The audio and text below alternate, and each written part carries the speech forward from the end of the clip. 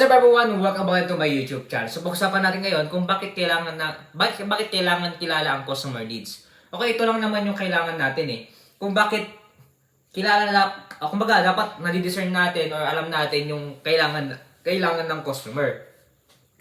Like for example, like ko sinasabi sa inyo na as entrepreneur is we need to give value first before the profit. Kumbaga, dapat ibigay natin yung needs nila. Okay? At as an entrepreneur, we solve problem. Okay? Yun yung pinaka-goal natin as entrepreneur.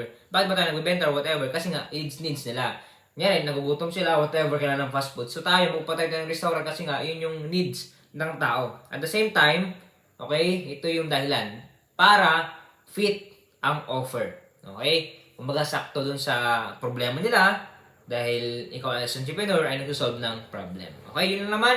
If you want to buy this book, ito pa yung picture version. May salong pa kayo. Salamat po and God bless.